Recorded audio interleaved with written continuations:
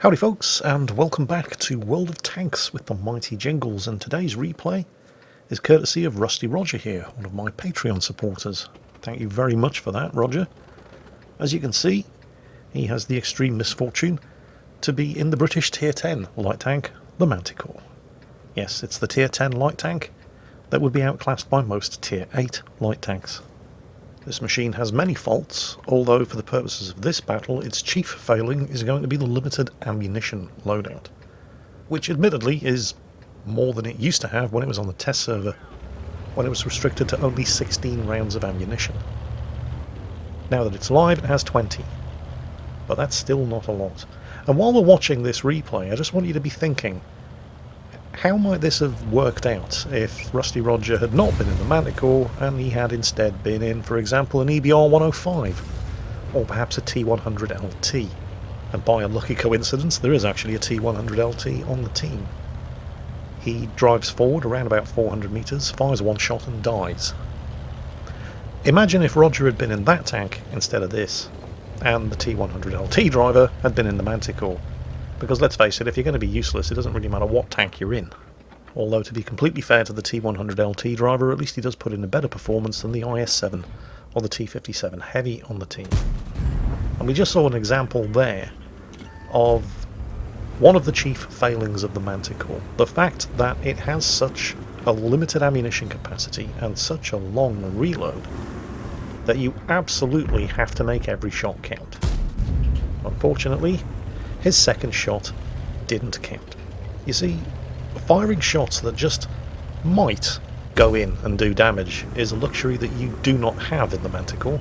If you're going to pull the trigger on anything in this tank, you have to line it up, and even when you have lined it up and you've got the perfect flat side of a target to shoot at, even then you're not guaranteed, which is intensely frustrating.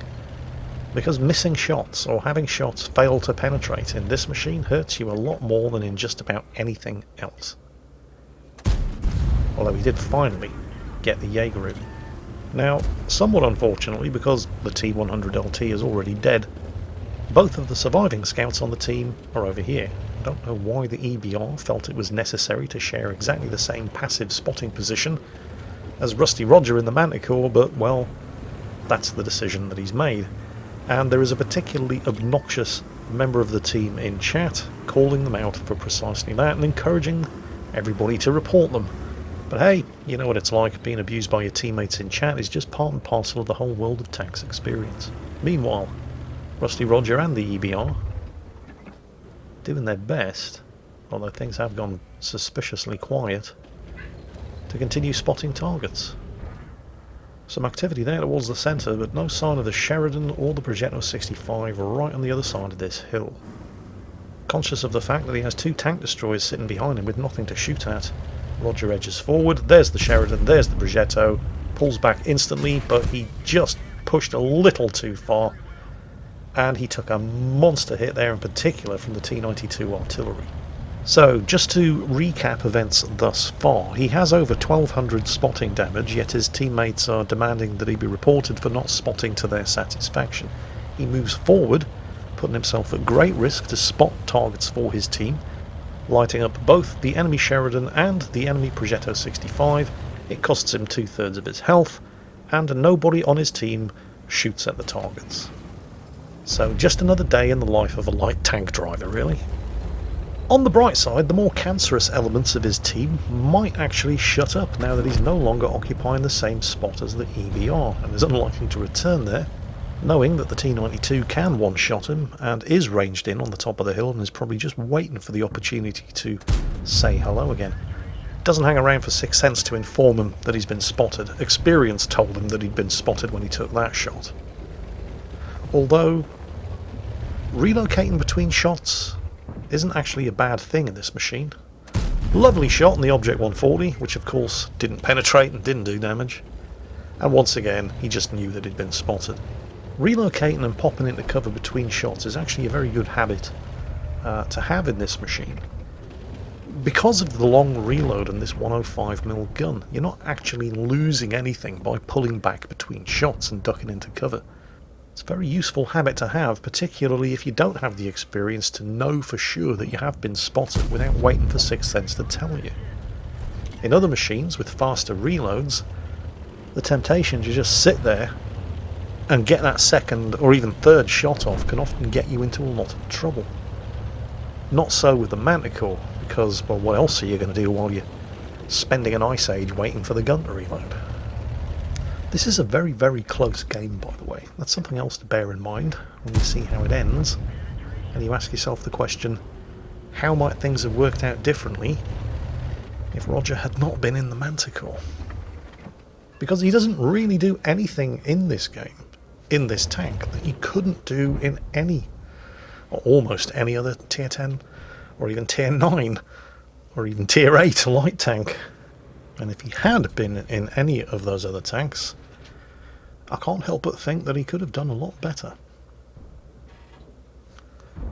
Which kind of begs the question, well, first of all, why bother trying to shoot at an Object 268 V4, because you're never going to damage it. But it also begs the question, why make things difficult for yourself and play this tank in the first place? Because there are plenty of things about this tank that are just downright bad. But I think the worst thing is the limited ammunition capacity. I mean, the DPM is atrociously bad. But I don't think that's the worst thing. The worst thing is definitely the limited ammunition capacity, because it just robs you of choices. If you have ammunition to spare and you're in any other tank, you have options. You can do things that might work or might not work, but if they don't work, whatever, plenty more ammo. You can even afford to take shots that you know aren't going to do any damage, but are at least going to immobilize the target, so there is the EBR, seriously. This isn't funny anymore. Go and spot somewhere else. Stop following Roger around. But anyway, perfect example coming right up, this IS-7. If Roger was in any other tank, he could afford to just blow that guy's tracks off, but he has to try to make sure that every shot he fires is going to do damage. You can see him searching for the lower plate on the IS-7. It's not that easy to damage an IS-7 from the front, even when you're on with a 105mm gun. But he has to keep trying for the damaging shots, because he just doesn't have enough ammunition to try anything fancy. In anything else, he could have afforded to fire 3 or 4 shots at the IS-7, even if those shots were only ever going to immobilize the tank by blowing off its drive axle. Wouldn't really matter, and would still have been of service to the team, because the rest of the team could have taken the advantage of shooting at an immobilized IS-7. But when one of the scouts on your team doesn't have that luxury, has to husband its limited ammunition supply, and can't really afford to take a shot at anything unless it knows it's going to do some kind of damage. So each shot fired has to be chosen with care. You often see Manticore drivers hesitate. You'll see them aiming at a target and then they stop, and they're clearly thinking, how many shots do I have left? Can I afford to take this shot? And that's not something you have in any other light tank at this or practically any other tier. Now the Progetto, yes, absolutely. That was worth taking the shot, and of course once again doesn't hang around to find out whether or not Sixth Sense is going to warn him in time. He just moves. I suppose the one outstanding feature about the Manticore is the low profile and small size of the tank, but, well, the T100 LT shares the same low profile and has better manoeuvrability and a far more useful gun. So which tank would you rather be in?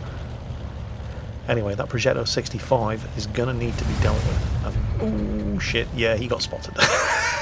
That's bad news.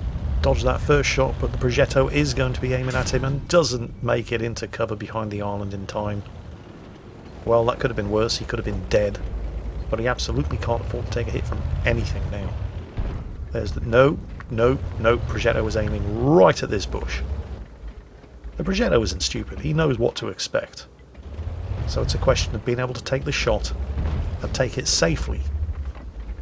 Progetto's falling back. And I have no idea what happened to that shot. But it didn't pay off for some reason. And now he's down to 7 shots. And it's not like he's been wasting his ammunition. Every shot that he's fired has been taken with care. Aimed into the side of medium tanks, or tank destroyers, or at the lower plate of heavy tanks. They've all been fully aimed shots. It's not really his fault that so many of his shots haven't paid off for some reason. Scores are even again. Like I said, this is a very, very close match. There's the Progetto again. He seems to be feeling brave. Well, okay, that was a fairly safe shot. He was always able to duck back down out of line of sight before the Progetto had finished turning his turret, but got a kind of a long reload. And for once, the team are at least shooting at the target that he's spotted, but check this out. I love this move. The Progetto's thinking, where the hell did he go? Oh, well, I can take a shot at that tank destroyer. Doesn't get to kill it, though. And that's the only shot he's going to get to fire. That was good. I did like that. That was very cheeky. And now, back up to the original spotting position. Now that the threat of the Progetto and the Sheridan have been dealt with, you can see the wreck of the Sheridan up there on the hill. Now, it would have been nice if he could have gotten up here without being spotted along the way, but, well, he didn't. However, since this hill was just occupied by the enemy team, it's highly unlikely that that pesky T-92 is still ranged in up on this position. Nevertheless, he's not taking any chances. He keeps moving. Yeah, somebody is shooting up here. I mean, why not? If you've got plenty of ammunition and you know that the light tank spotting from this position is a one-shot kill, go ahead. Take some speculative shots. Like that AMX-50, which is why he's pulling back to double bush, and then moves anyway because the AMX-50 did put a shot right through the bush that he fired through, even though he didn't get spotted. Shit bomb detected. Imagine the damage that you could do from this position if you had a tank with the ammunition and the rate of fire to spare. But he doesn't. Oh my god. That should have been a kill.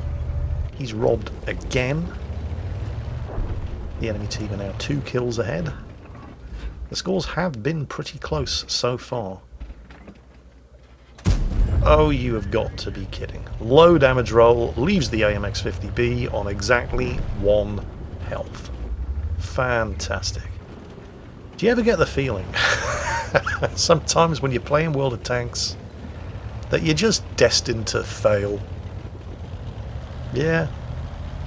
Yeah. Anyway, they have a chance now. The scores are even.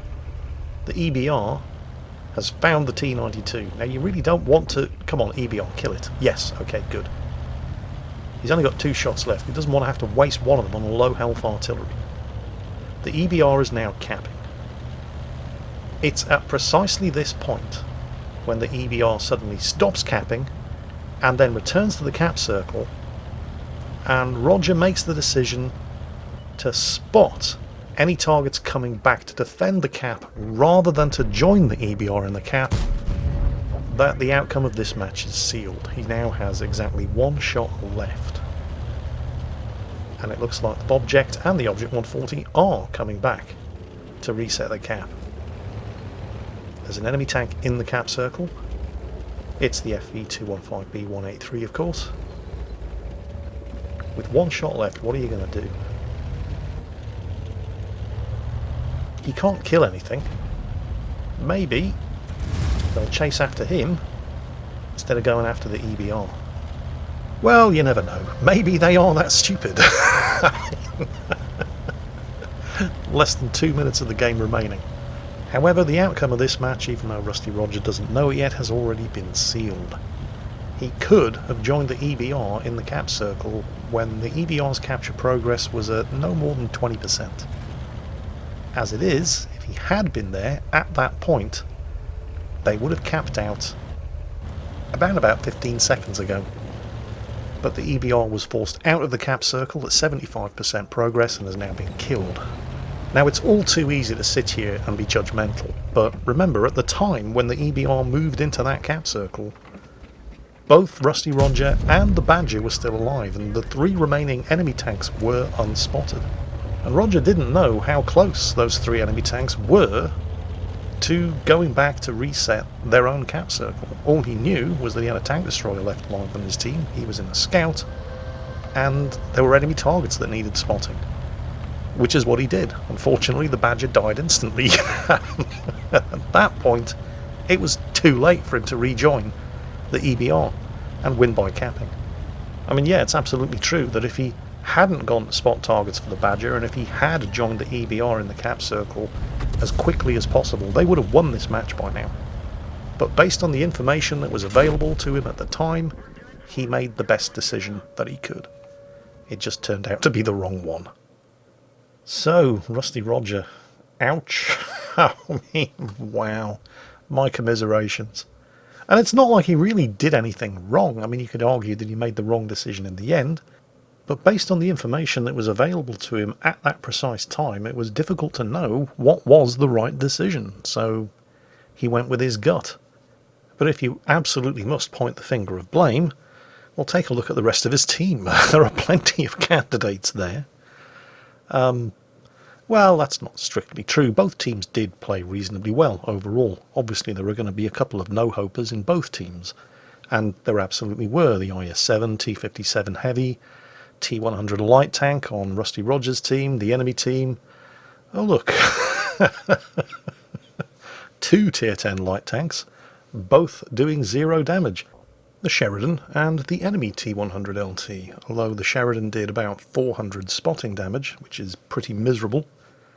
But the T-100LT on the enemy team, despite coming bottom of his team overall, did over 3,000 spotting damage.